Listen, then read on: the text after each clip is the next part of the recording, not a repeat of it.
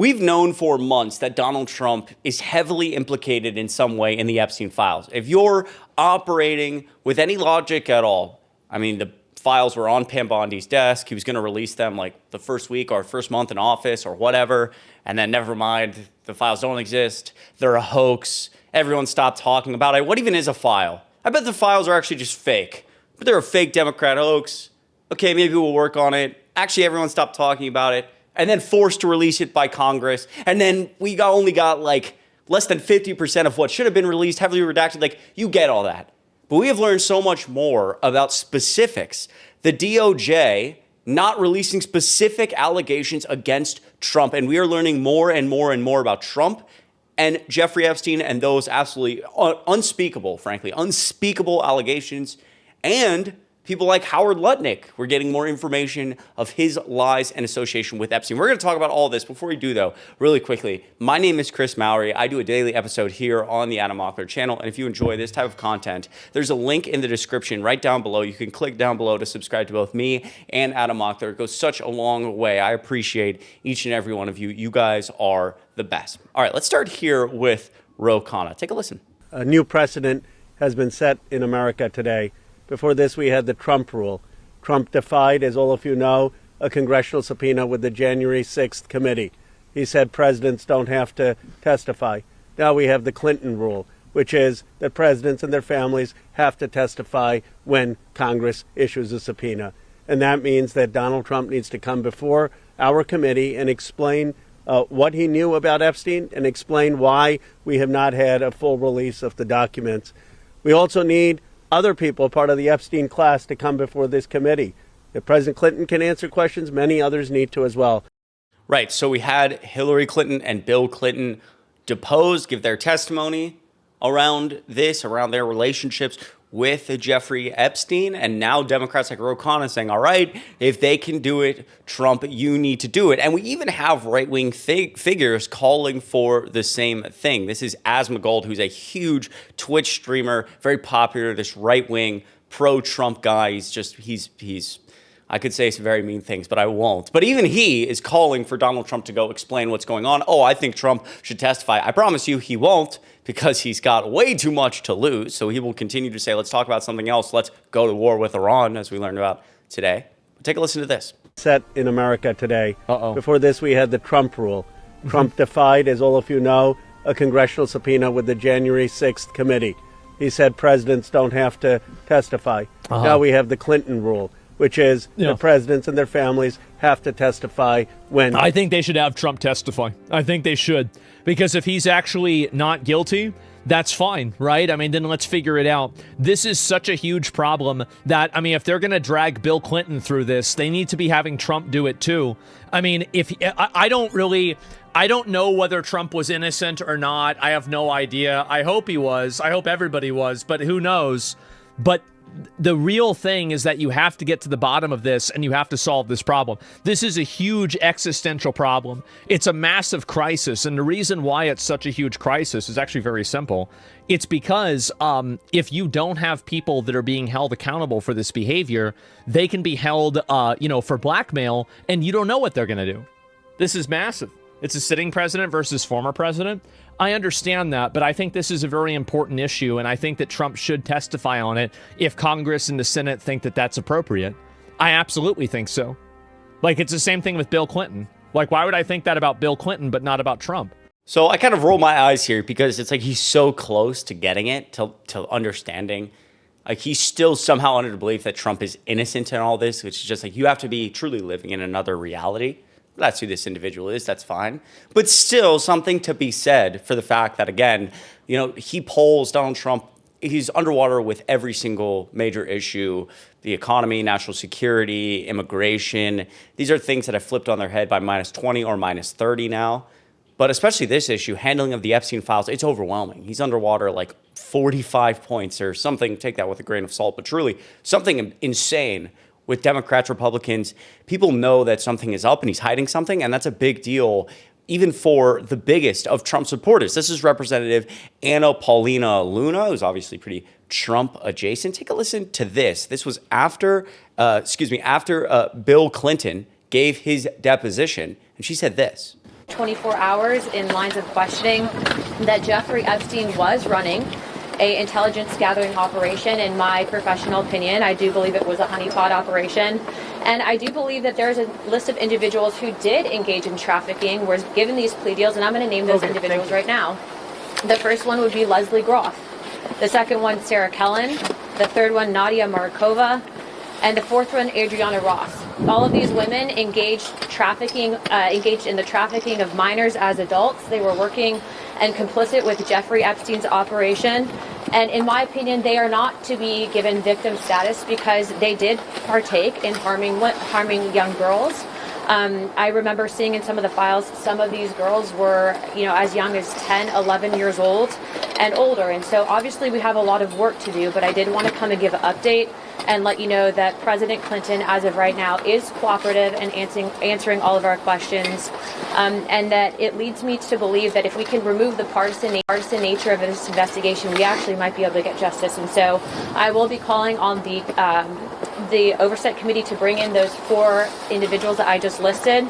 We will continue to conduct the investigation and provide updates shortly for all of you. Well, so that's pretty significant there. Again, a couple things. I think just very broadly, you're seeing Donald Trump's control over his party that he's had such an iron grip on for 10 years start to crack a little bit. And obviously, he's still got a pretty good grip. But Republicans, a lot of these Republicans and kind of MAGA people, MAGA adjacent people, not letting this go and still very much have a place in politics. Unlike other times where if you split with Trump, you get sent to the dungeon. You're just never allowed to show your face ever again. But the beginning of that also, again, pretty significant here. Some of the things we're learning from some of these reps. She is claiming, Representative Luna claiming here that this was, in her professional opinion, an intelligence operation, that Jeffrey Epstein was part of some intelligence operation, which you may have heard floating around. Nancy Mace here, take a listen to this. Okay, I'm not going to say anything. No, she didn't want to answer any questions about any of that and deferred most of those, if not all of those questions to her husband, and he will be thoroughly asked about that today. What did he know? When did he know? What did he see? Because there are other people who've come forward publicly, like Kevin Spacey, who thought all of this was very strange and actually a very high risk for a president of the United States or former president. It's all very bizarre, but I asked her very pointed questions, and you'll see that in the transcript and the video that comes out, and you'll see how she responded as well, screaming. And we'll close with this. We're going to get the video out as quickly as we can get it uploaded and the sound and everything from yesterday. So these people are such frauds. See, this is why I say partly there's an aspect of this where in Trump's perfect world, none of this is happening at all. It's a hoax. Let's stop talking about it. But these reps still trying to cover Nancy Mace here saying she was screaming, Hillary Clinton acting out. It's like, really?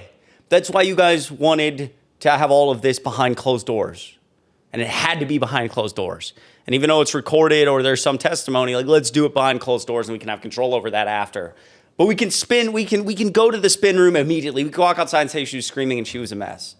Right. It's just it's so fake and such bullshit. The Trump admin doesn't want you to see this photo. So this is what I was talking about. I recently made a video here on the Adam Mockler channel talking about Howard Lutnick's association with Jeffrey Epstein and all the lies that are starting to pile up. And somebody found this photo because obviously all the documents, we have over 3 million documents the DOJ dropped. It's taking some time to go through all of them. You have Howard Lutnick and Jeffrey Epstein here on the island. And the Trump administration, the DOJ continues to kind of the files, are there and then they're not there and they kind of drip, drip, drip. And so somebody noticed that this file was there and then got deleted. Jeffrey Epstein, Howard Lutnick. After it went very viral that they had deleted it, it came back online and went back up. But again, Howard Lutnick previously saying that he stopped talking to Jeffrey Epstein right after he first met him in 2005. He had this whole elaborate story that in 2005, he met Epstein and he was so gross and so thrown off from Epstein, he knew that he was a bad guy. And so he was like, you know what? I'm leaving your house. And he was like, I'm never talking to him ever again. I don't know why other people didn't notice this, probably because they were involved in all his grossness, but I swore I would never talk to him. That's 2005. And then we learn that in 2012, Howard Lutnick went to the island with Jeffrey Epstein with his children and his wife. He said that in front of Congress. So the lies starting to pile up. We're understanding now that there's significant much more of an association between Lutnick and Epstein than we previously understood. These are some of the files that we have. We learned the other day that the DOJ, there was several accusations made against Donald Trump. One in particular, multiple pages of essentially like the FBI interviewing someone in relation to allegations against Donald Trump. Those files, those interviews, were not in the Epstein files, we learned pretty recently. This is all we have right now. During the first party, Jane Doe, was asked to strip down to her underwear and give a massage to Epstein. Doe was later asked by Epstein to do sexual acts, but she refused. And highlighted here, Doe was later asked to massage the penis of Epstein's guest, Donald Trump, with her hands. Doe was asked to perform oral sex on Trump, complied. Made to perform oral sex on Trump with another young girl, and then some stuff that I can't read here for YouTube's sake. But again, allegations between a 13 and 15-year-old girl that we know the FBI did multiple interviews with, suggesting that Donald Trump did horrible, awful, heinous things to her, and those files, those images, those things, those not images, those actual documents not being in the Epstein files, at least not all of them. These are the only ones we have. We know the DOJ is covering things up. We also know that, Donald Trump's name is redacted many times in the files we do have, with representatives who can look at the redacted files in Congress saying that, Jamie Raskin saying at one point when he searched Trump's name, it appearing over 1 million times. And again, this is the complaint form, the Federal Bureau of Investigation, sexual exploitation of a minor. And this is the allegation. Jane Doe was enticed across state lines to visit with Epstein and Trump to perform sexual acts on both adult men at special parties hosted by Epstein. Doe was told that this was to further her modeling career and something that she had to do. And it was during the summer of 1994, after her 7th grade school year ended. Doe took a 3-day bus trip from her father's home in the Midwest under the pretense that she would be visiting her grandmother. She traveled instead to New York City, New York, in order to start a modeling career. Doe was initially turned down and asked to return with a portfolio at a later time. And then it goes on and on and on. But we still don't have all of the documents. I mean, this is serious, right? The law states that these accusers cannot we need all the files, which obviously we don't have still. But even if things are redacted, that it can't be individuals committing crimes that are redacted, only victims' names that are redacted, which obviously they haven't followed through on. My good friend Harry Sisson actually went on Tommy Lauren's podcast, a previous Fox News host, and confronted her about the fact that she doesn't talk about the Epstein files. And I thought this was really, really well done by Harry Sisson. Take a listen. I found interesting, I looked at your Twitter. In the days following the new release of the files, you posted about the Grammys like 5 or 6 times. There were 0 posts about the Epstein files and all these new documents that are coming out. Number one, why? And number two, don't you think it's important? So I've been talking about the Epstein files for probably a lot longer than you've been interested in them, because I think this is maybe a new interest for you, right? I mean, I think there's always should be accountability. But why didn't you post about the new files? Because I'm going to be honest with you, that's not the Epstein files. I think there's a lot in there. And I actually have talked about Bill and Hillary. I hope they show up. I hope they're not held in contempt. I hope that they finally make it there, right? So for me, I do think that all these people need to be held accountable. And I think that those files were important. We got a lot of information on Bill Gates and a lot of other folks out there. And Trump? What was in there about Trump? I mean, there's plenty of accusations against him. Accusations? There are emails that Epstein was referencing Donald Trump. We also got, this is an under-talked about article, but the Wall Street Journal reported back in December of 2025, so like a month or so ago, that Donald Trump would send young girls from his Mar-a-Lago spa to Epstein's house for house calls for massages. So what is your evidence of that? The Wall Street Journal interviewed a number of Mar-a-Lago employees who worked there at the time. Oh, okay. So it's just the people that said so? Yeah, I mean, if you have like 10 Mar-a-Lago employees corroborating such things, and we also know that Epstein did assault people from Mar-a-Lago, such as Virginia Giuffre, then yeah, I think that's credible. Yeah, exactly. Really well said. And these are organizations that do an immense amount of actual journalism. It's very frustrating when, not that they're all perfect, but when a Trump supporter, like in this instance, says, oh, it's just hearsay. It's like, no, that story from the Wall Street Journal took months and months and months of interviews, months and months of so many different people, editors, journalists, checking and rechecking their facts, people who actually worked hard. So very, very credible evidence against Donald Trump. Tommy Lauren there looking like a complete idiot. Thomas Massey on the floor recently just slamming the DOJ over this. Take a listen to this. Gentleman from Kentucky, Mr. Massey, for 5 minutes. Thank you, Madam Speaker. Congress created the Department of Justice, Congress funds the Department of Justice, and Congress is responsible for the oversight of the Department of Justice. When will we see justice? I'll tell you what I've not seen. I've not seen any arrests from the revelations in the Epstein files, over 3 million documents describing horrible things, describing unspeakable things, so much of it redacted.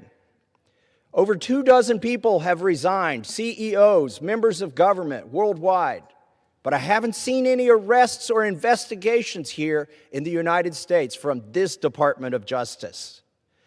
Prince Andrew, Duke of York, who has since been stripped of his royalty, his royal titles due to his affiliation with Jeffrey Epstein, has been arrested. Peter Mandelson, who previously served as UK's ambassador to the United States, resigned in disgrace from United Kingdom's House of Lords and the Labour Party, and he's been arrested.